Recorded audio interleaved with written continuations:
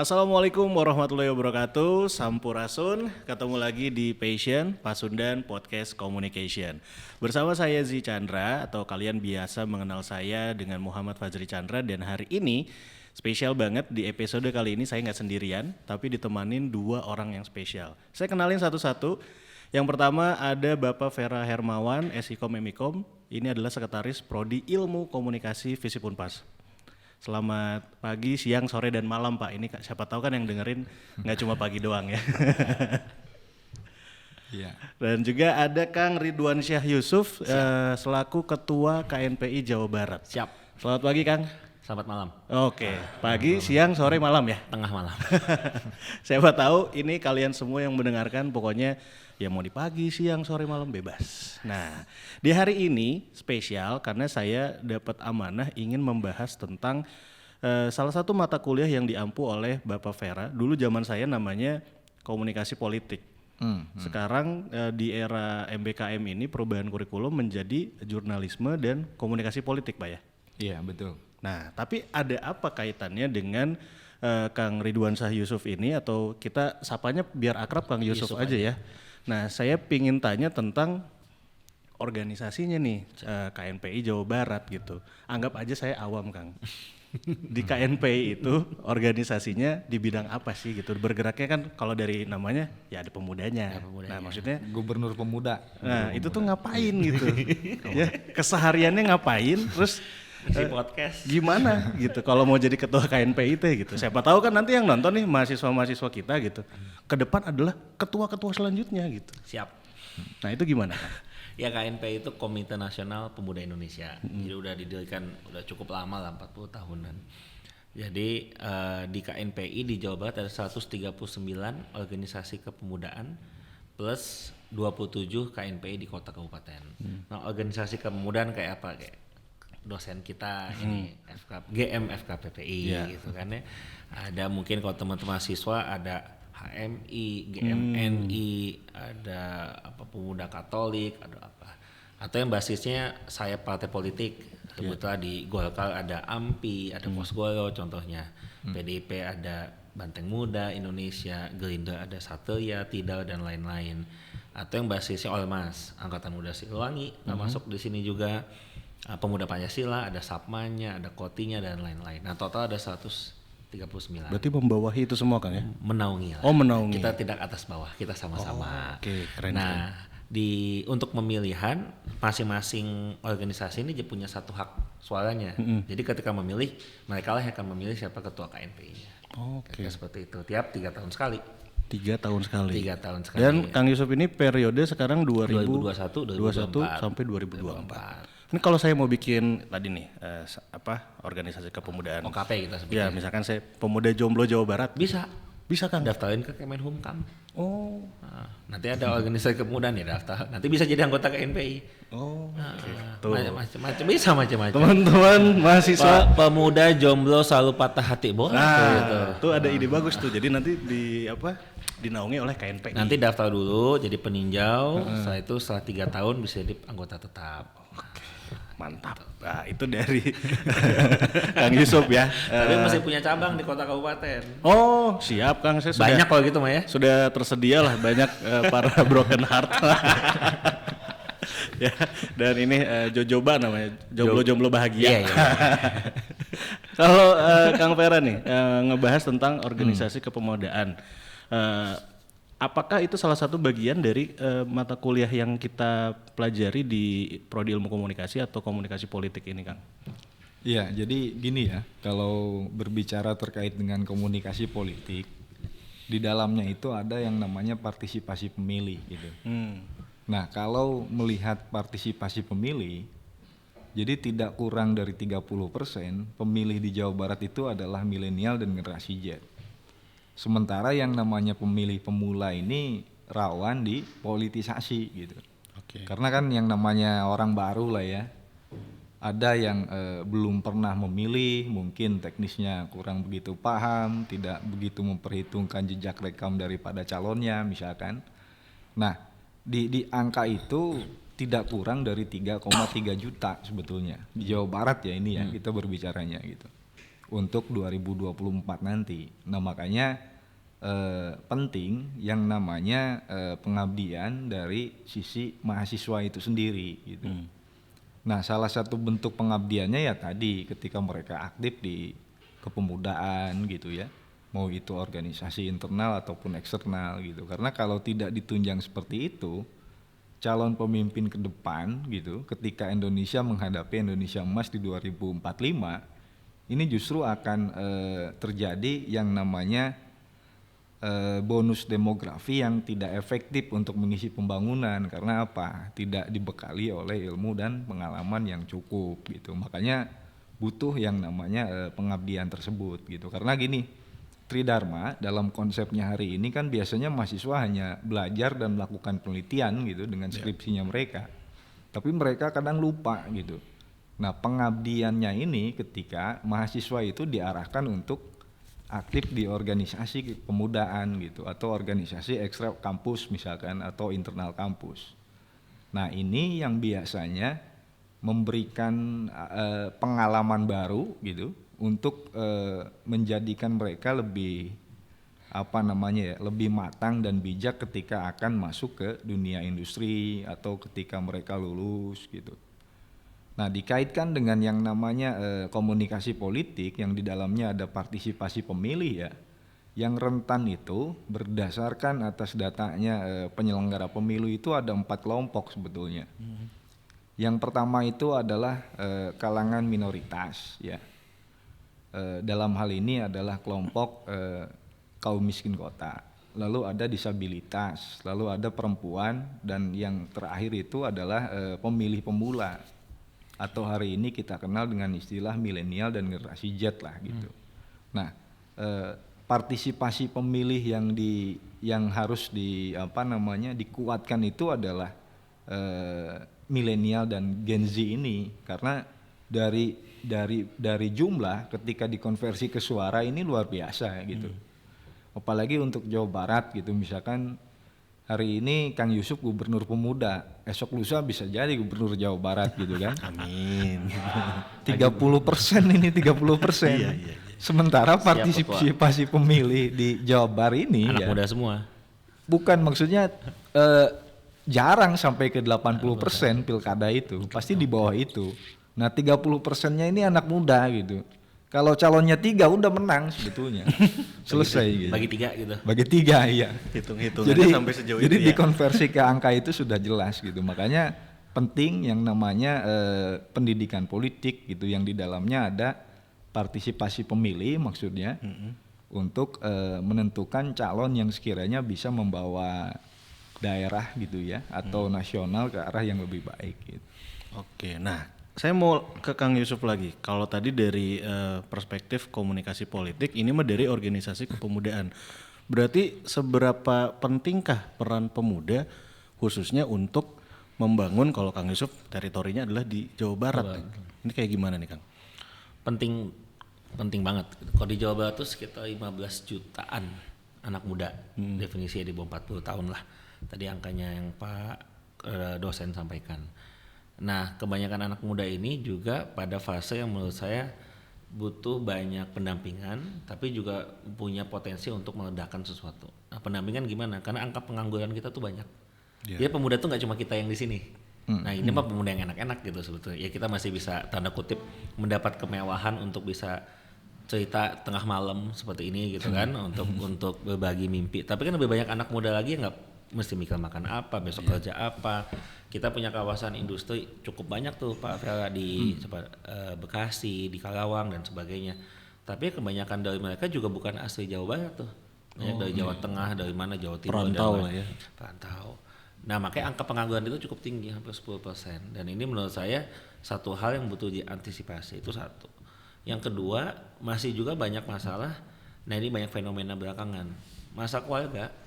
Jadi pernikahan yang tidak siap gitu ya, yang membuat perpisahan pernikahan di usia yang cukup cepat berdampak pada juga anak-anak mereka yang secara pendidikan dan juga gizi juga jadi keganggu. Nah itu kan juga terhadap masa depan anak muda juga jadi bermasalah juga. Nah makanya kami di KNPI sebagai kelompok kecil kan selalu kita berpikiran ada elit, ada alit gitu. Ada anak muda yang ya kita berorganisasi, Ketua Vela juga pimpinan organisasi, saya juga pimpinan organisasi. Ini punya tanggung jawab lebih untuk memikirkan yang lain-lain tadi ini. Nah, kalau para kelompok-kelompok pemimpin ini yang juga terhimpun di KNPI bisa melakukan sesuatu buat teman-teman yang mungkin situasinya tidak senyaman kita, nah ini menurut saya akan jadi satu potensi kebaikan. Tapi kalau kita tidak bisa menggerakkan sesuatu untuk teman-teman pemuda ini, maka juga jadi bahaya ke depan. Makanya saya selalu bilang KNPI melayani organisasi di dalam KNPI, organisasi di dalam KNPI melayani pemuda-pemuda. Karena kan ada yang mungkin terhimpun di KPPI, ada yang mungkin terhimpun di Pemuda Pancasila, ada yang terhimpun di Angkatan Muda Siliwangi, ada yang terhimpun mungkin saya partai politik. Nah, mereka mesti punya kanal-kanal untuk bisa membangkitkan potensi dirinya. Nah, dalam kaitan dengan pembangunan, apa sih peran pemuda di pembangunan? Ya satu, mengisi si pembangunan itu dari sektor paling bawah, lapangan kerja. Yang kerja mesti mereka juga bisa naik kelas. Kita punya masalah loh pasca COVID, value chain industri dunia keganggu. Akibatnya mungkin udah 2 tahun tamatan-tamatan politeknik, D3, SMK, sekolah vokasi itu keganggu. Karena lapangan kerja nggak kebentuk, nggak terserap kan. Biasanya juga udah susah apalagi dengan situasi saat ini. Tamatan S1 normal aja juga pasti keganggu kan, karena lapangan kerja banyak terbatas. Tapi kayak seperti ini teman-teman Ilkom gitu, dunia digital, dunia komunikasi semakin meningkat, lapangan kerja di bidang ini juga di bidang informatika juga meningkat. Nah, kita mesti menangkap itu. Nah, pada tatanan yang lain, anak muda juga berperan untuk membangun usaha muda.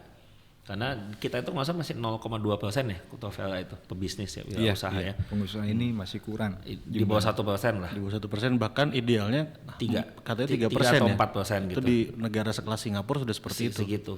Nah kan wirausaha itu bukan tentang wirausaha saja, tapi membuka lapangan kerja kan, ujungnya seperti itu kan. Nah kita juga masih punya kendala, wirausaha kita tuh betul-betul masih fokus di UMKM, which is gak ada masalah sebetulnya. Cuma kalau UMKM dulu kan gimana kita mau naik kelas. Betul. Nah saya punya cerita dikit, nggak usah menyebut nama lah ya, tapi resleting kita import. Iya. Perempuan-perempuan muslimah pakai peniti, pakai pentul, import. Yang paling buat saya sedih, ini nggak ada urusan dengan Indonesia tapi nyambung di tempat lain. 2019 itu umroh dadakan ke Mekah lah ya. Singkat cerita di luar negeri naik pesawat Saudi transit di Jeddah 8 jam. Bingung dong mau ngapain. Cek Google ternyata bisa tuh ketua naik taksi ke Mekah. Ya udah kita dari Jeddah naik taksi ke Mekah gitu. Astu di tempat niat mikot namanya kan ya. Niat kan beli kain ihram dong saya kan. Nggak bawa karena saya beli dulu. Datang 1 made in China, datang 2 made in China, datang 3 made in China, sampai ujung made in China. Akhirnya ternyata produk-produk yang ada di Indonesia juga kebanyakan juga made in China, termasuk bahkan sampai urusan ibadah kita pun juga made in China juga. Padahal bisa di Cigondewa ya. Di Cigondewa juga ada kain Banyak doang. kan, Itu kan kain anduk gitu kan. Kain ihram tuh kain anduk di rumah kita pakai juga bisa jadi ihram itu kan, nggak mesti yang kain gimana. Susah amat bikin kain. Kita gitu. bisa harusnya ke sana gitu. Harusnya bisa ke sana. Nah, memang kebanyakan anak muda, satu, ketika main di UMKM nyaman dengan situasi kecil. 2, lebih nyaman jadi pedagang umum gitu, bukan produsen. Nah, kita mesti men-shifting nih si anak muda, jangan hanya puas sebagai pedagang.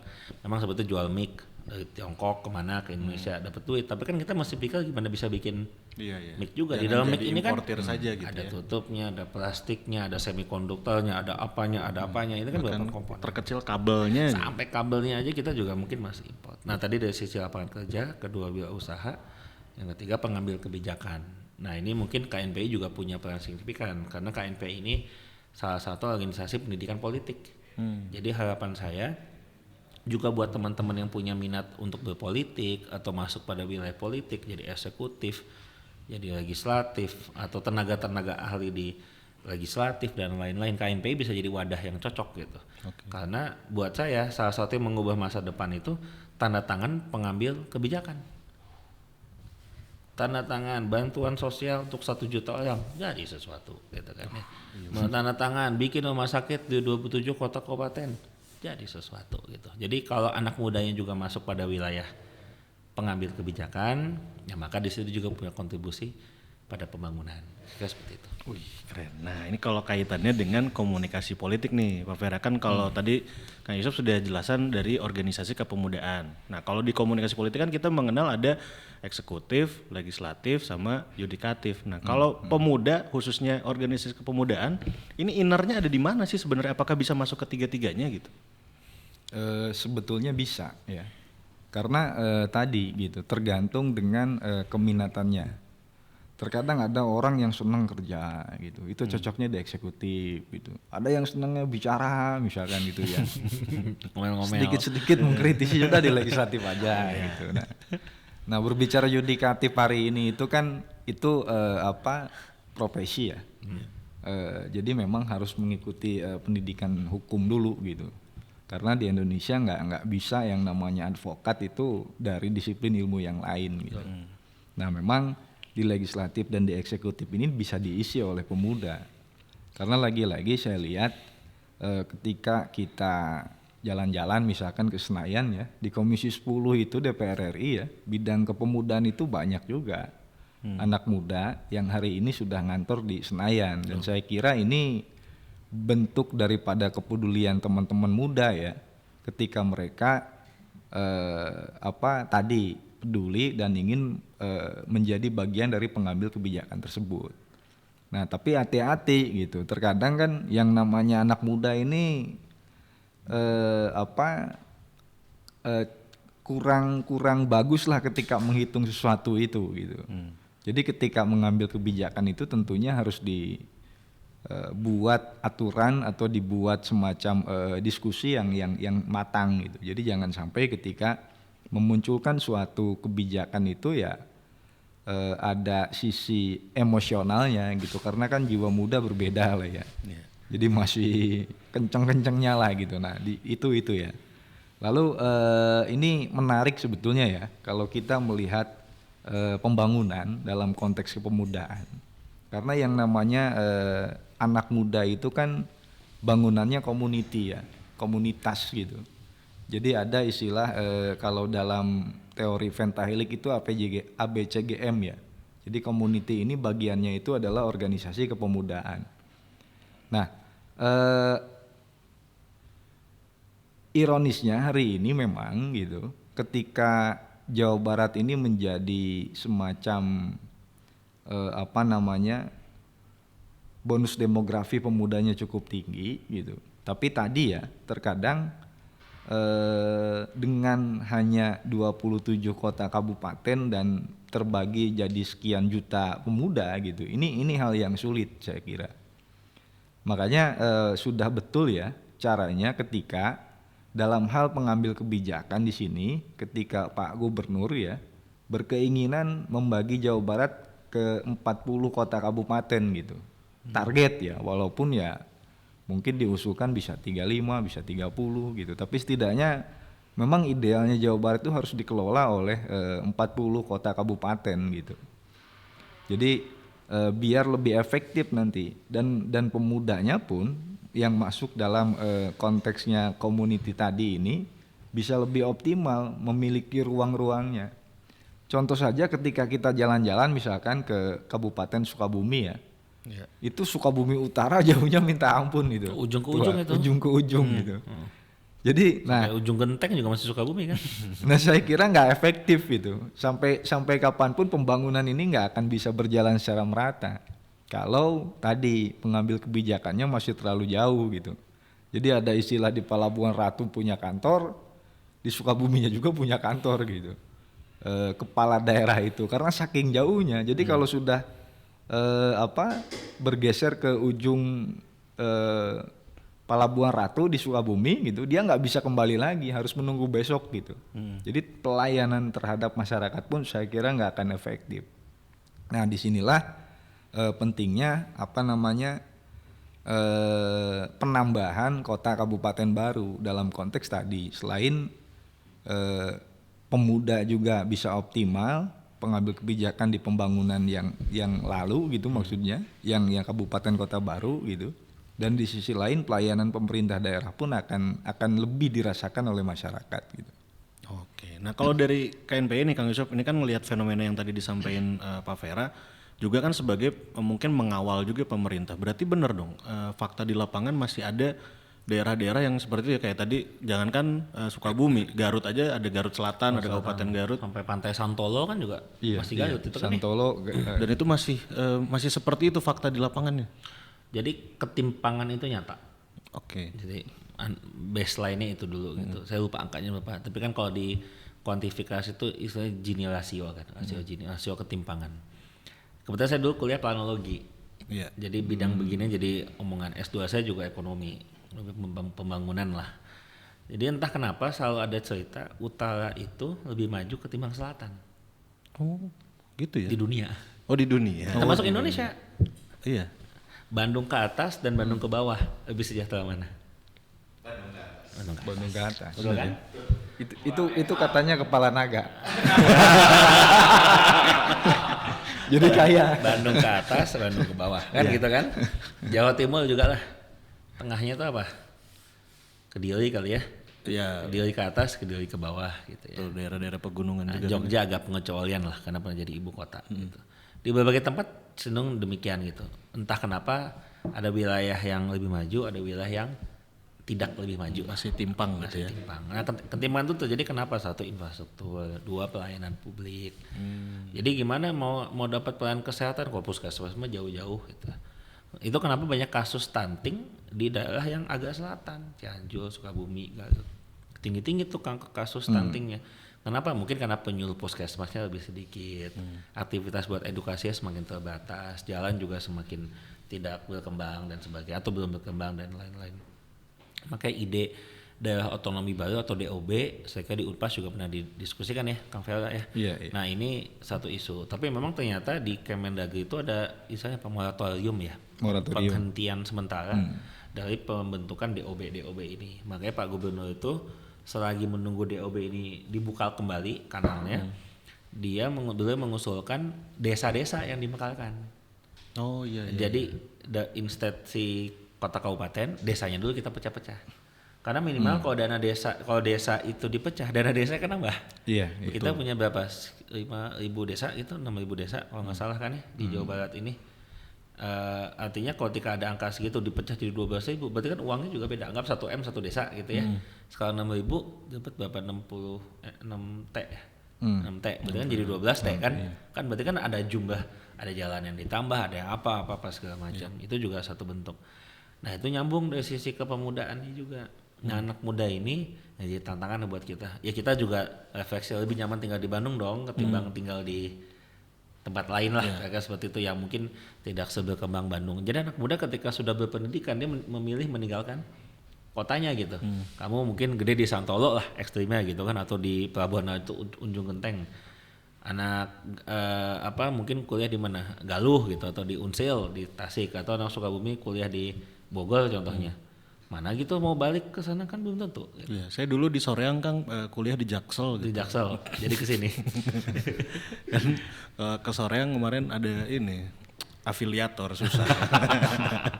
Nah jadi banyak anak muda nggak mau balik. Nah itu juga efek ketimpangan. Ya, makanya banyak agenda-agenda kayak apa namanya petani milenial atau apa. Nah itu juga bisa kita support lah yang begitu. Ya, jadi sebenarnya anak muda ini dalam konteks pembangunan tadi ya banyak sekali, bukan hanya di politik saja, tapi di UKM juga bahkan harus scale up gitu bahasanya kalau dalam ekonomi. Terus ya jangan cuma scale up di situ aja, bahkan kalau perlu bikin perusahaannya gitu ya. Sama ya di level terbawah, kita sadar nggak sih kita tiap hari masih makan jadi petani milenial juga. Kadang-kadang ya kalau saya mengutip kata Pak Gubernur adalah kerja di lembur tapi gaji kota gitu. Kerja di desa, rezeki kota, bisnis mendunia. Nah itu kan banyak orang yang tidak berpikiran seperti itu, karena faktanya di lapangan banyak beberapa negara ya yang masih mengekspor bahan-bahan pokok dari negara kita gitu, terutama di Jawa Barat ya Kang ya. Sangat-sangat banyak. Dan juga sebaliknya kita masih banyak kok bahan makanan yang ketergantungan, gandum, tepung itu contohnya. Oh, oke. Itu kan sebagian dari Amerika, sebagian dari Ukraina tuh. Makanya saya sempat bikin analogi Kang Vela tuh. Apa dampak peperangan Rusia dan Ukraina terhadap nasib anak kos? Iya, nggak ada mie instan dong. Nggak ada bala-bala gitu. Jadi ternyata gini, nih ceritanya lah ya. Ini saya kemarin ngomong di teman-teman HI gitu. Jadi geopolitik dan HI itu bisa dibahasakan dengan sederhana gitu. Nah, termasuk teori komunikasi lah di sini kan ya. Jadi kita import gandum sama tepung tuh 40% Ukraina, 60% Amerika Serikat. Jadi kalau peperangan ini berlanjut, maka kita hanya akan mengambil dari Amerika Serikat. Amerika Serikat gasnya sebagian dari Rusia. Jadi artinya ketika gasnya ditutup, harga tepung dan gandumnya akan meningkat, gitu kan ya. Di satu sisi Eropa contohnya, itu minyaknya biasa minyak jagung. Kita minyaknya minyak sawit. Tapi jagungnya Eropa itu dari Ukraina. Nah, jadi akan ada titik di mana minyaknya si Eropa itu ngambil jadi minyak sawit. Jadi minyak sawit akan semakin langka, berarti harga minyak di Indonesia akan semakin meningkat, harga tepung akan semakin meningkat, berarti harga bala-bala dan Indomie juga akan meningkat. Padahal itu makanan anak kos kan kayak gitu kan. Jadi bayangin ada peperangan di sana yang berdampak pada nasib anak kos. Bener ya. Bahkan secara nggak langsung ya sekarang kita sudah kelihatan ada dampaknya gitu ya kan, bahan bakar sudah mulai naik. Karena ternyata bahan baku mentahnya ada yang dibuat di sana gitu. Dan susah gitu untuk kita mengolahnya. Nah, ini ternyata punya banyak itu ya, kalau kata anak zaman now tuh punya banyak circle kan ternyata dari kepemudaan, komunikasi politik dan bahkan banyak banget gitu varian-varian dan variabel-variabelnya gitu. Dan kalau saya ingin mengaitkan lagi gitu ya, ini ke Pak Vera, bentar lagi Pak 2024 gitu, tahun politik nih, ya kan? Secara komunikasi politik atau bahasanya dalam politik tuh seberapa pentingnya partisipasi pemuda dan apa nih yang harusnya dilakukan oleh pemuda dalam fase-fase tersebut gitu. Kalau berbicara 2024 saya kira ke depan kelihatannya akan semakin meningkat ya partisipasi. Saya nggak tahu nanti dikonversi ke suaranya nambah atau enggak. Karena terakhir ketika ada diskusi dengan KPU RI itu tidak kurang dari 75 partai hari ini yang sudah mendaftar. Buat 2024? Iya. Dan itu sedang menunggu lagi. Bisa ditargetkan 100 partai politik nanti hadir gitu. Karena kan berbicara partisipasi politik itu ya, yang menjadi mesinnya itu adalah partai. Selain penyelenggara dalam ruang sosialisasi maksudnya gitu ya. Nah, semakin banyak partai seharusnya gitu ya. Kalau SDM partainya benar gitu misalkan. Itu tingkat partisipasi semakin meningkat gitu. Nah mudah-mudahan gitu ruang demokrasinya bisa dibuka seluas mungkin gitu ya. Tapi saya nggak tahu nanti bagaimana endingnya karena tetap ya verifikasi dilakukan oleh penyelenggara pemilu ini kan bertahap ya, dari mulai pendaftaran, verifikasi partai politik gitu ya, lalu perbaikan, lalu penetapan gitu, belum lagi nomor urut, belum lagi masih panjang lah gitu sampai jelang pemilihan itu baru hanya sebatas partai politiknya saja, belum lagi di pilpresnya, belum lagi opini yang dimunculkan hari ini ada wacana 3 periode misalkan gitu ya. Ini pun saya lihat ya ngeri-ngeri sedap lah gitu. Dan makin heboh dan makin ramai gitu ya. Padahal belum tentu ya. Gitu. Belum tentu. Tapi bisa jadi kejadian gitu. Jadi jelang 2024 ini kan apalagi kita akan menghadapi pilkada serentak. Oh iya semuanya ya. Dari nah ini pemilu kada serentak ini kan boleh dikatakan semua awam, tidak ada istilah senior ataupun junior gitu. Belum pernah ada yang kayak gini. Karena belum merasakan gitu. Bangsa kita ini baru merasakan nanti di 2024. Nah saya kira untuk menghadapi situasi seperti itu. Tapi saya memiliki keyakinan setiap masa itu ada zamannya dan setiap zaman itu ada masanya. Nah justru dengan munculnya aturan atau semacam metode pemilihan yang hari ini akan diimplementasikan gitu. Jadi teman-teman muda lah yang saya yakin itu bisa menyelesaikan. Karena kan nggak mungkin. Demokrasi hari ini sudah dibuka ke masyarakat, tiba-tiba diambil alih oleh DPR nggak mungkin, karena nggak gampang gitu. untuk memberikan sesuatu hal terhadap masyarakat gitu ya, lalu mau diambil lagi sama legislatif nggak bisa gitu. Apalagi yang namanya demokrasi secara langsung itu sudah banyak menimbulkan mahasiswa meninggal pada saat 98 gitu. Kita nggak mungkin lah mengkhianati sejarah tersebut gitu ya. Lagi-lagi saya katakan bahwa demokrasi ini sudah cukup baik, tinggal kualitasnya aja gitu. Jadi jangan sampai kuantitasnya udah bagus tapi kualitasnya nggak bagus, karena saya yakin orang masuk partai politik kan pemikirannya sederhana gitu, pengen jadi anggota dewan, padahal bukan itu gitu. Fungsi partai politik itu bukan untuk melahirkan sebatas anggota DPR gitu maksudnya, tapi bagaimana mengaktualisasikan ide, gagasan dari masyarakat untuk kepentingan bangsa dan negara gitu. Dan tentunya apa? Ujung-ujungnya ya tadi gitu ya. Melahirkan negara yang tentunya lebih bermartabat dan bisa bersaing di era globalisasi sekarang. Apalagi tadi ya, fenomena Ukraina Rusia gitu berdampak terhadap pangan gitu. Jumlah penduduk yang semakin banyak ini kan bisa menjadi ancaman atau bisa menjadi anugerah juga. Kenapa? Karena Tiongkok itu 1 miliar lebih dia berhasil mengelola sumber daya manusianya. Kita baru sekian miliar gitu ya, 300 ya, 300 gitu. Jadi sebetulnya kalau bagaimana mendistribusikan ini sumber daya manusianya benar, saya kira ini bisa menjadi anugerah gitu. Ini bisa menjadi sebuah kekuatan untuk bangsa gitu. Tapi kalau sekiranya tidak bisa mengelolanya ya bakal jadi ancaman.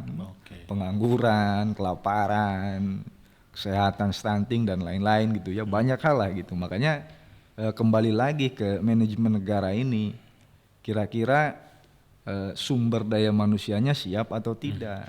Terus regulasi terkadang di kita ini regulasinya terlalu terlalu kadang-kadang ada istilah tumpul ke atas, runcing ke bawah gitu. Nah ini regulasi ini harus disamakan gitu, karena konsep keadilan gitu dan lain-lain lah gitu. Nah ini perlu dipahami juga biar tidak terjadi ketimpangan tadi dalam ruang keadilan mengurus administrasi, misalkan perizinan dan lain-lain gitu. Oke, Kang Yusuf menyambung apa tadi yang dikatakan Kang Vera dan juga tadi Kang Yusuf pernah mention juga bahwa di KNPI ada pendidikan politik. Berarti secara nggak langsung anak muda ini seenggaknya penting dong belajar tentang pendidikan politik supaya mereka tahu minimal nanti ya kalau kita menghadapi 2024 ya gitu. Ini anggota legislatif rekan jejaknya udah tahu, terus juga bagaimana dia milih itu penting. Dan kalau di KNPI sendiri pendidikan politik apa yang diajarkan, Kang? Bukan cuma penting tapi wajib ya. Oke, wajib. Karena, ya. Menurut saya politik itu, manusia itu kan makhluk politik. Minimal supaya nggak ditipu gitu, Kang Vera gitu ya. Kalau dia tidak berpolitik, minimal dia tidak dipolitisasi gitu aja kan. Minimal self defense lah. Setiap anak muda wajib tahu siapa perwakilannya. Setiap anak muda juga wajib tahu apa dampak kebijakan terhadap hidupnya. Ini BBM naik berapa? 200 ya? 150? Kurang tahu tuh. Berapa ratus kan naik. Itu apa dampaknya? Kan berarti ada kenaikan harga logistik, ada apa. Ada IKN contohnya yang dibuat dengan sebuah kebijakan, mau ada IKN apa dampaknya? Bala-bala naik 1.000 Kang. Bala-bala naik 1.000. Iya, biasanya 2.000 jadi 3.000. Oh, udah naik? Iya tadi jam berapa jam? Tadi. Enggak, kemarin pas buka puasa. Saya tuh kan langganan bala-bala biasanya 2.000. Ini 3.000. Pak punten ayeuna 10.000 3. Oh, naik kemudian. Tuh. Ya itu dampak kan. Artinya satu kenaikan berdampak pada yang lainnya. Jadi menurut saya satu wajib. Nah, gimana bentuknya? Yang pasti satu kode sisi yang rutinitas, semua isu-isu kebijakan kita suka kupas tuntas. Mungkin dari sisi media, dari sisi kajian, kita bikin seminar, kita bikin diskusi, itu satu bentuk.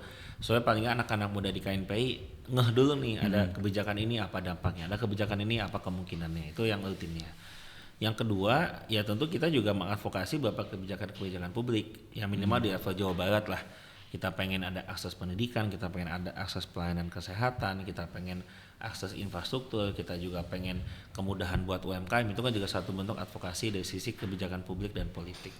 Nah yang ketiga ya edukasi, mendidik calon-calon pemimpin. Nah ini menurut saya yang agak panjang dan agak mahal, bukan dari sisi cost biaya ya, tapi waktu, ya ujungnya pasti cost lah, berapa banyak waktu yang disiapkan untuk menyiapkan satu anak Belum muda. pendidikan karakternya Belum juga. pendidikan karakter. Karena kita pengen anak muda itu berintegritas.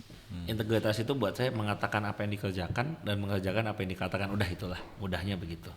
Jadi kalau setiap anak muda berintegritas, dia masuk ke politik dengan niat baik, maka bisa ada perubahan di politik kita. Tapi kalau anak-anak mudanya masuk ke politik juga, mohon maaf, dengan semangat yang tidak mulia, semangat tidak bersih, ya politiknya juga akan begitu-gitu aja gitu. Jadi menyiapkan calon-calon pemimpin itu menurut saya bukan cuma wacana kosong, tapi dari sebuah kayak gini lah, saya diskusi di sini dengan teman-teman gitu ya, banyak mendengar, minimal kan punya tanggung jawab terhadap apa yang saya sampaikan kepada teman-teman kan, dan saya mengerjakan itu. Dan makanya banyak wakil-wakil ketua saya dorong juga untuk dia muncul di publik, pembicara di mana, ngomong di mana, peserta FGD dan lain-lain, itu juga bentuk melatih mereka. Nah turunannya memang yang paling penting dari sisi politik selain integritas menurut saya adalah kepekaan. Ya kepekaan terhadap masyarakat gitu. Kita nggak bahwa naiknya Rp100 BBM itu berdampak banyak terhadap bala-bala, terhadap apa gitu. Jangan sampai kita nyaman, kan seringkali kan kita nggak peka itu karena nyaman gitu. Kenapa kita nyaman? Ketika nyaman kita sudah egois, self surviving gitu, hanya mempertahankan dirinya sendiri. Dan itu jadi fenomena anak muda saat ini. Dia nyaman dengan dirinya, dia bukan yang nggak peduli, cuma dia merasa hidup gua juga udah susah gitu, ya udah gua kerjain aja, yang penting gua bertahan hidup. Nah kan nggak bisa begitu. Kalau anak muda egois, siapa mikirin anak muda yang tidak seberuntung kita kan dalam konteks ini. Jadi menurut saya yang begini ini penting. Kita pengen jadi bagian dari masyarakat, jangan sampai kita nggak peka, karena kalau pemimpin yang nggak peka, gimana dia bisa ngambil kebijakan yang tepat. Eta pisan ya. Ini sebuah kerinduan juga, kalau saya pengennya ada anak muda Jawa Barat itu bisa ke nasional Kang gitu. Mudah-mudahan Kang Yusuf lah. Sudah di nasional. Ya nanti bisa lebih Sudah menginternasional di Eropa beliau. Eropa ya. Dulu sebagai apa? Ketua PPI dulu. Ketua PPI. Tuh, saya mah Eropa di toko emas kan. Markir dulu. Nah, dari tadi kita bahas masalah terus. Lantas apa solusinya nih anak muda ke depan menuju Indonesia Emas 2024 dan kaitannya dengan komunikasi politik nih Pak Vera? Ya solusinya sederhana ya sebetulnya. Kan tidak ada istilah masa depan kalau hari ini kita berbuat leha-leha atau generasinya rebahan lah gitu. Ya, saya kalau anak muda sama zaman sekarang kan, ayo kita bangun negara, bentar lagi posreng. Kan kumaha tah. Jadi nggak boleh berpikir masa depan kalau hari ininya nggak ngapa-ngapain gitu. Jadi kalau hari ini santai ya hasilnya pun akan santai gitu. Jadi karena ada istilah kan. Bahwasanya hasil ini tidak akan mencederai proses gitu ya. Jadi ya hari ini kita memang harus kerja keras gitu. Tidak lagi berpikir bagaimana caranya healing gitu ya, kan anak muda hari ini senang kayak gitu ya. Jadi belum juga apa-apa gitu ya, baru healingnya kan tempat mahal. Gua nggak punya duit ya kan. Straight lagi dia. Habis pay letternya Kang. Iya, jadi apalagi sekarang lagi masa hibrid ya perkuliahan itu. Justru kalau kita bisa memanfaatkan celah itu lebih bagus nih mahasiswa gitu. Anak muda ya.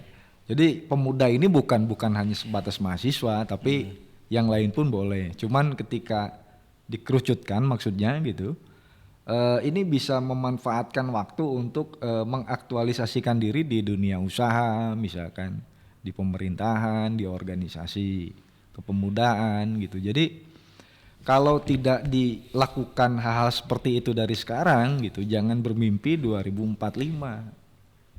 Nah ini problemnya nih, makanya pembenahan dalam konteks mental gitu, anak muda itu penting gitu. Harus dengan apa ya? Harus dengan kerja keras tentunya gitu. Karena apa ya? saya melihat sisi optimisme ke depan. Karena orang kan berpikir gini misalkan, anak muda hari ini nggak berpikir, senangnya jalan-jalan gitu, traveling gitu ya, dan dia nggak mikirin beli kendaraan, beli rumah gitu, nggak punya aset gitu. Tapi kalau saya kembalikan, dengan gaji sekarang emang bisa anak muda beli aset? Iya juga ya. Enggak juga, betul. Nah ini kan perlu yang namanya evaluasi juga dong terhadap ya pengambil keputusan lah gitu. Naikkan UMR misalkan. Bisa ya. Cuman kan lagi-lagi beban perusahaan untuk menggaji pun kan nggak bahaya juga kalau tiap tahun naik terus mereka bisa lari. Tutup nanti. Bisa tutup gitu kan. Nah ini perlu pembangun kesepemahaman bahasa saya gitu. Jadi kalau kesepemahaman antara pelaku usaha dengan pemerintah dan juga masyarakat gitu, atau mungkin ketika itu dikomunikasikan dengan baik, nah saya yakin gitu apa yang diinginkan oleh milenial dan Gen Z ke depan itu bisa diamini gitu. Nah tinggal tinggal bener nggak gitu niat untuk membeli aset itu untuk kepentingan keluarga misalkan. Karena lagi-lagi kan anak muda apalagi usia yang sudah menikah, keluarga baru gitu, pondasinya kan tetap harus punya rumah gitu. Dengan kondisi bekerja di Bandung, gajinya sekian misalkan, nggak bisa beli rumah, nah ini menjadi problem gitu maksudnya. Makanya muncul ada istilah bagaimana pemerintah menyediakan rumah susun misalkan gitu. Jadi jangan di gateway wae Kang Ji gitu maksudnya. Di rumah susun juga itu. Saya nggak di sana, di Jardin Pak. Ciamplas. Nah itu ya apa? Ya setidaknya ada solusi lah. Walau bagaimanapun kalau tidak ada yang namanya solusi kan ngapain juga gitu maksud saya gitu. Gitu paling Kang Ji. Oke, dan tadi udah ada kaitan juga tentang komunikasi politik bahwa sebenarnya pemuda ini penting juga gitu ya, selain mengelola aset dan bagaimana caranya dia bisa bermanfaat lah tentunya untuk masa depannya dan juga masa depan orang banyak. Nah kalau dari Kang Yusuf nih, kalau di Jawa Barat sendiri harusnya pemuda bisa jadi solusi dong gitu ya, dan mereka ini bukan hanya solusi lagi gitu, harusnya bisa membangun daerahnya jauh lebih baik lagi gitu, dan yang paling diharapkan adalah pemuda Jawa Barat ini bisa menasional bahkan mendunia gitu kalau dari saya. Nah kalau dari Kang Yusuf apa nih solusi yang nanti akan dihadirkan ataupun mungkin yang diharapkan lah dari pemuda-pemuda yang ada di Jawa Barat? Tunggu, nggak ada minum kan jadi. Iya, agak seret ya, maaf ya gitu, ini mah no gimmick ya emang seret. Dari tadi gitu. Beneran ini seret. Emang betulan. Kuncinya dua, inovasi dan kolaborasi. Inovasi dan kolaborasi. Nah, jadi menurut saya anak muda itu kan selalu yang membeda, dia punya something new, dia punya sesuatu yang berbeda dengan generasi sebelumnya, dia punya semangat, dia pengen membuat yang baru, dia pengen hal-hal yang beda lah. Jadi kalau mungkin generasi lama melihat ini cuma sebagai tempat makan gitu ya, kita ngeliat ini sebagai tempat podcast. Kan contoh kayak gitu kan. Atau mungkin dulu generasi tua melihat ini cuma buat nyanyi di kafe, ya buat kita jadi sebuah alat multimedia yang punya value yang berbeda lah dengan hanya nyanyi saja, kira-kira seperti itu ya. Dan ini menurut saya satu hal yang butuh kita push di antara anak muda. Ngelihat lahan kosong bukan berarti masalah, berarti potensi untuk nanam sesuatu. Lihat laut yang luas bukan berarti jadi ombak yang mesti ditakuti, berarti ada potensi ikan di situ. Nah tinggal inovasinya gimana? Oh kita pengen tahu cari ikan di mana, kita bikin alat lah, basisnya satelit kah atau basisnya apa, kita tahu ikannya di mana, jadi kita datang tinggal nangkep ikan contohnya. Atau pertanian, kita tahu ini kotanya begini, tingginya sekian, jenis tanah ini cocoknya nanam apa, kan ada ilmunya tuh, ada anak kampus-kampus pertanian yang bisa ngasih masukan kan. Ya udah nanam ini. Oh ternyata jualan kalau langsung ke pasar itu pakai via tengkulak via apa. Jadi kita bikin marketplace e-commerce, kita jalan. Itu kan inovasi kan. Atau contohnya saya lihat saya ada teman kerjanya apa ngedesain gitu ya, bikin apa anime gitu Pak dosen, dijual kemana-mana. Ada NFT sekarang. Ada NFT, itu kan inovasi kan. Atau ya bahkan dari podcast ini pun juga bisa jadi sesuatu kan. Mungkin dari teman-teman mendengar apa aja, oh ternyata gandum kita import. Seperti tadi saya sampaikan, kita nanam gandum aja lah, jangan-jangan bisa jadi sesuatu atau apalah gitu. Nah jadi inovasi ini penting. Kalau kita berhenti berinovasi, berhenti bergerak, ya kita akan begini-gini aja. Ya tadi seperti Kang Vera sampaikan, gimana kita mau punya masa depan kalau kita rebahan kan kayak gitu kan bahasanya. Nah yang membuat kita membeda ya tadi kita punya sesuatu. Bayangin zaman dulu mana ada kita, gak usah zaman dulu deh, 10 tahun yang lalu aja, zaman kita lulus kuliah gitu, Kang Vera kan nggak ada yang namanya, mohon maaf ya, e-commerce gitu kan, Tokopedia, Bukalapak, Shopee, mana ada gitu. Ya kalau naik ojek aja kita harus ke Pangkalan. Kita mesti ke Pangkalan. Kalau hujan ya kita hujan-hujan dulu ke Pangkalan, neduh dulu di Pangkalan. Sekarang kan enggak gitu kan. Dan artinya dalam 10 tahun aja sebuah transformasi digital. Jadi inovasi yang juga butuh didorong anak muda menurut saya di dunia digital. Anything will be digital saat ini. Mesen kopi, perbankan, keuangan, kredit, pinjol kan juga digital semua kan. Beberapa bank belakangan ini ya sebut ada Bank Jago gitu ya, atau Trans tuh bikin bank udah nggak ada ininya, udah nggak ada banknya, udah nggak ada tenannya gitu kan. Betul-betul semua berbasis aplikasi. Jadi menurut saya ini ada satu peluang yang mesti kita ambil. Nah anak-anak muda Indonesia tuh apa sih masalahnya? Nggak pede. Saya tuh kuliah di Belanda Kang ya. Ini saya jamin, masa otak kita paling jago ya kalah sama orang Cina sama India lah. Jadi kalau head to head tuh urusan kuliah Cina, Indonesia, India, Cina, Indonesia, India, Indonesia, Cina, gitu-gitu aja itu. Yang bule-bule putih ada mereka mah dapat nilai 60 juga udah mabok-mabok malamnya gitu kan. Kita dapat 75, 80 juga bete kita kan, pengennya 90, ambis kan. Orang Asia itu kan agak-agak ambisius lah modelnya. Nah teman-teman kita kalau orang India itu kan karena bahasa Inggrisnya bagus, jadi kalau ngomong jago gitu kan, walaupun dengan kepala goyang-goyang. Tiongkok pun juga bahasa Inggrisnya bagus, lancar mereka. Nah Indonesia punya masalah ya tadi komunikasi, kepercayaan diri. Kita nggak pede ngomongnya di belakang, nggak tanya di kelas, sehingga kita nggak eksis di antara teman-teman kita. Nah apalagi di dunia global ini kan penting buat kita juga menjadi bagian dari masyarakat global. Betul. Nah kita tuh tahu introvert, lihat ke dalam. Ya kayak kita diskusi masalah mulu kan, diskusi masa depan kita juga agak susah gitu karena kita lebih suka mengevaluasi ke dalam ketimbang merencanakan masa depan. Nah orang bule makanya suka ada prediksi dunia 2050, prediksi ini sekian. Mereka biasa dengan sebuah skenario building menyusun rencana masa depan, sehingga mereka tahu baby stepnya apa, langkahnya apa, apanya apa. Dan mereka nggak overthinking. Kita kan tahu overthinking dengan sebuah masalah. Tadi inovasi, yang kedua kolaborasi. Ya kayak gini tadi saya bilang ke Kang Vera, bagus ya studionya yang di sana gitu kan. Bagus ya ini kayak gini. Saya kan di KNPI juga lagi pengen bikin sejenis. Saya bilang ke Vera, gue nggak usah bikin lah, gue numpang aja di sini. Oh gitu siap kan. Kang. Jadi nanti kita akan belakangnya aja kan. menghadirkan ya podcast KNPI di sini. Supporting by Prodi. Iya, nggak ada masalah kan, itu kan kolaborasi. Bayangin kalau saya beli lagi apalagi belum tentu kualitas, capek gitu kan. Tenang Kang ya. Tenang ya. Ya pokoknya bayaran nggak usah dipikirin, tapi ditransfer. Tadi kalau Kang Vera udah tenang aja ketua.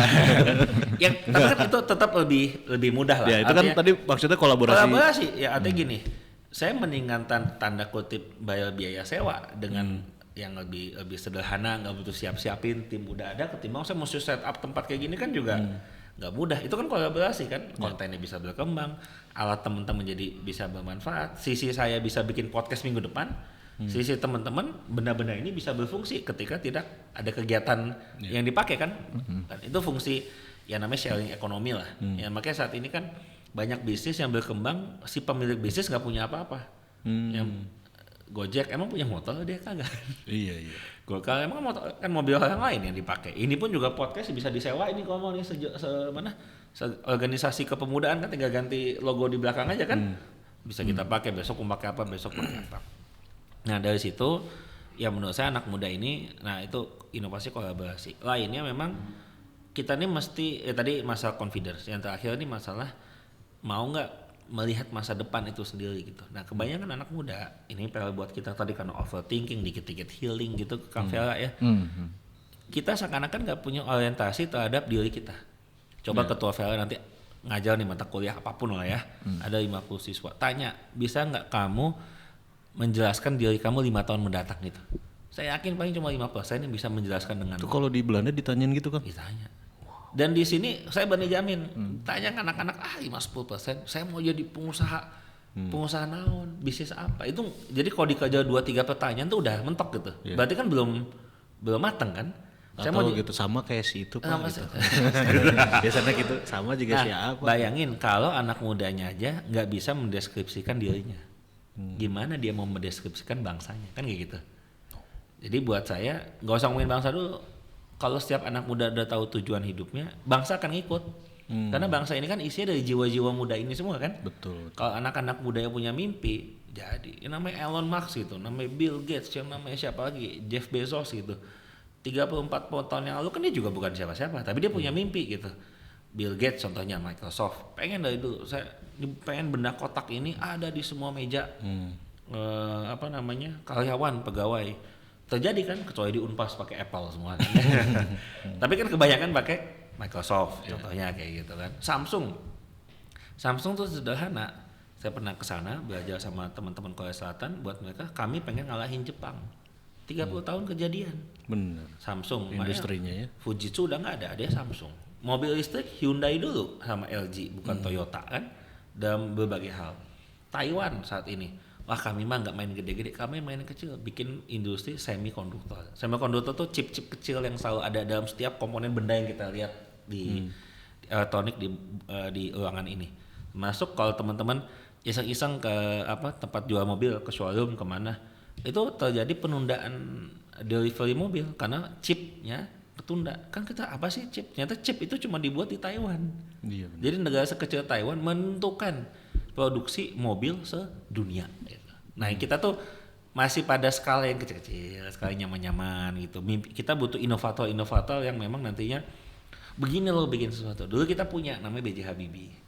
Nah B.J. Habibie itu kan pengen bikin pesawat kan judulnya gitu. Karena ya kebetulan kalau teknokrat tuh punya pandangan dimulai dari akhir dan berakhir dari awal. Jadi buat B.J. Habibie kalau bisa bikin pesawat, bisa bikin sepeda, bisa bikin motor, bisa bikin mobil, bisa bikin komputer. Karena dalam komponen pesawat ada komputernya, ada kabelnya, semuanya ada. Makanya dia bikin yang ujung dulu gitu. Sempat didukung oleh Soeharto di awal-awal, tapi kita tahu kan di tahun 98 atas keputusan politik dunia, maka subsidi negara kepada PT DI IPTN 1 diputus. Padahal yang namanya Boeing, yang namanya Airbus, yang namanya Bombardier, yang namanya Embraer yang ada di Brazil, di Kanada, di Amerika sama di Eropa itu 50-60% subsidi konsorsium, subsidi negara masing-masing. Boeing memang nggak disupport sama Amerika, kan disupport.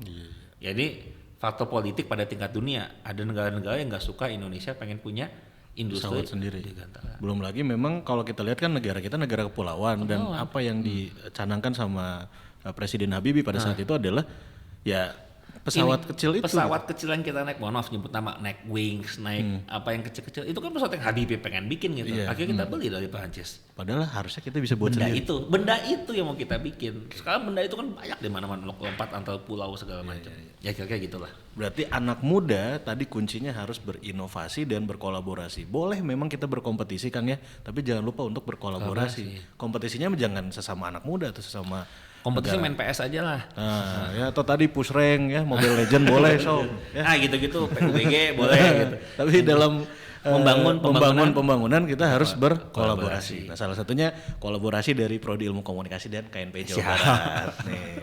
Keren dong ya. 10 episode lagi ya. Nah, terakhir mungkin Kang Pera, Kang Yusuf ya, boleh mungkin kesimpulan atau closing statement yang ingin disampaikan buat teman-teman mahasiswa FISIP Unpas khususnya Prodi Ilmu Komunikasi di Pasundan Podcast Communication ini. Mangga. Baik, hatur nuhun Kang Ji ya. Jadi intinya tentunya tadi ya, yang pertama itu kolaborasi dan inovasi benar. Tapi jangan lupa gitu aksinya mana. Gitu. Nah ini penting ini. Aksi ya. Karena endingnya di situ terkadang kita terlalu terjebak dalam perencanaan gitu ya, mimpi akan masa depan. Tapi pada saat actionnya ini, nah itulah gitu. Nah terkadang perlu yang namanya disiplin. Ini penting ini. Karena saya lihat budaya disiplin di kita ini agak berbeda dengan di luar kelihatannya gitu. Ini entah karena kita dilahirkan di tanah yang katanya surga gitu ya, jadi santai gitu. Apalagi Jawa Barat ya. Aduh, pagi-pagi tuh Udah enak banget. udah nyaman lah udah. Tempatnya healing banget lah Jawa Barat tuh.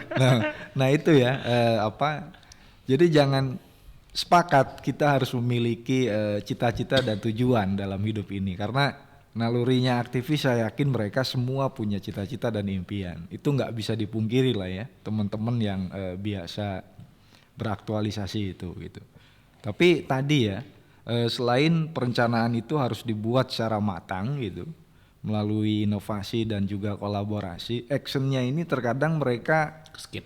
masih ini ya, masih ada bolong-bolong itu. Nah gitu maksud saya. Nah tinggal bagaimana yang lubang bolong-bolongnya itu ditutupinya oleh disiplin gitu. Nah disiplin ini diperlukan. Jadi banyak betul saya lihat anak muda sekarang inovasi, kreativitas, wah cerdas lah gitu ya. Cuman ya tadi tingkat disiplinnya agak lemah gitu. Ini yang menjadikan sulit kita untuk menuju perkembangan ketika kita melihat Jepang, kita melihat Korea Selatan gitu ya. Atau kita melihat Thailand lah, jangan jauh-jauh lah. Bagaimana distribusi pertaniannya sampai hulu ke hilirnya selesai gitu. Pulang bawa beras, nurunin durian dan sebagainya gitu. Semua sudah pakai digital gitu ya, dikirim transfer dan sebagainya gitu. Jadi ada semacam kejelasan akhirnya gitu. Nah maksud saya itu bisa terjadi ketika dari hulu ke hilirnya udah disiplin gitu. Nah ini bolong-bolongnya ini bagaimana caranya agar ditutupi oleh target dan tujuan yang ingin dicapai, tapi melalui tahapan yang berjenjang gitu. Jadi bertahap dan berjenjang istilahnya. Kalau sudah seperti itu, saya kira 2045 ya pemuda hari inilah yang akan mengisi pembangunan gitu. Dulu kita macan Asia kan gitu. Masa nanti Asia lagi ya harus berbicara global ini gitu maksud saya gitu. Karena sudah bergeser saya lihat ke tengah nih internasional itu. Saya nggak tahu nanti ke tengahnya kemana gitu. Nah kita mungkin bisa salah satu dari situ yang hari ini di barat nanti akan bergeser ke tengah. Nah ketika sudah di tengah kan udah deket nih ke negara kita nih gitu. Nah makanya harus dipersiapkan betul-betul dari sekarang gitu. Dalam infrastrukturnya gitu ya. Regulasi gitu. Nah ini kalau tidak dipersiapkan hari ini gitu. Ya contoh misalkan gini lah, kayak pelabuhan internasional Subang ya, masyarakatnya bisa apa sih gitu. Kalau hanya sebatas jadi penonton kan kasihan, tapi kalau sumber daya manusianya disiapkan gitu di lingkungan tersebut gitu, lalu kemudian ada kawasan industri gitu, masyarakatnya bisa bekerja gitu, lalu mengkonversi petani masuk ke daerah ekonomi seperti apa, itu kan butuh edukasi. Nah di sanalah pentingnya perubahan. Nah terkadang ini terakhir nih ya, perubahan ini adalah sebuah keniscayaan yang tidak bisa kita hindari. Kedah move on lah cek Sunda nama gitu. Jadi kudu harus mau kita ini harus mau menerima perubahan itu gitu. Nah anak muda apalagi gitu. Ini mah udah masih muda gitu, nggak mau menerima perubahan, yang mau ngapain nanti masa depannya gitu. Nah ini status quo tapi kan. Oh iya bahaya. Itu saja. Itu dari Kang Vera. Kalau dari Kang Yusuf gimana nih Kang? Saya tuh ya Kang Vera sebelum kesini di Instagram tuh ada foto satu patung lagi begini thinking. Lalu ada tatakan patungnya hilang, tulisannya action. Patungnya hilang udah jalan gitu ya. Jadi quote-nya waktu itu 20 tahun berpikir tidak akan membuat apapun, tapi 20 menit beraksi akan membuat perubahan. Jadi keinget banget tadi pas Kang Vera tadi ngomong tentang aksi. Nah mungkin dari situ memang betul ya ujungnya kita mesti berbuat sesuatu bukan tanpa berpikir sedikit tapi lebih banyak berbuat lah. Jangan overthinking lah terhadap segala sesuatu gitu ya. Karena anak muda karena overthinking jadi semua insecure kan ini boleh nggak, ini salah nggak, ini apa. Padahal yang membedakan anak muda dan orang tua yang nggak overthinkingnya gitu, selalu berpikir selalu secure kan. Kalau anak muda itu nggak menculik pemimpin bangsa di lengan sedengklok tahun 45, belum tentu kita merdeka 17 Agustus 45. Betul. Kenapa momen itu penting? Dan itu bisa jadi bukan jadi 18 Agustus, bisa bertahun-tahun. Karena kan itu momen, mohon maaf, Jepang lagi habis-habis ya kan, habis bom Nagasaki Hiroshima, fokusnya kan pasti di negara asal kan. Ada kekosongan kekuasaan lah. Karena aksi-aksi anak muda yang sudah terakumulasi bertahun-tahun membuat Indonesia merdeka 17 Agustus 45 jam 10 pagi kan kayak gitu ya. Jadi saya sepakat betul sama Ketua Vera, aksi itu penting. Yang kedua mungkin tambahan aja, saya mungkin sedikit ngulang tadi aja. Pastikan kita punya orientasi yang jelas terhadap hidup kita. Sehingga ada orientasi hidup kita yang jelas, kita bisa membawa tujuan hidup dan cita-cita hidup kita untuk bangsa kita. Nah jelas itu sejelas banget gitu. Saya pengen bikin industri meja kayu dengan harga sekian untuk segmen ini dan pada skala industri demikian kan jelas. Bahkan di to-do list kalau perlu gitu ya. Ditulis karena gini, saya waktu ya kalau ikut training motivasi lah ya zaman-zaman kuliah. John F Kennedy itu sejak kecil selalu masang ini foto gedung putih di langit-langit tempat tidurnya. Jadi tiap pagi dia mengatakan one day I will lead at that house. Satu hari saya akan memimpin di rumah tersebut. Ya kun fayakun gitu kalau bahasa di agama Islam terjadi maka terjadilah John F Kennedy jadi presiden.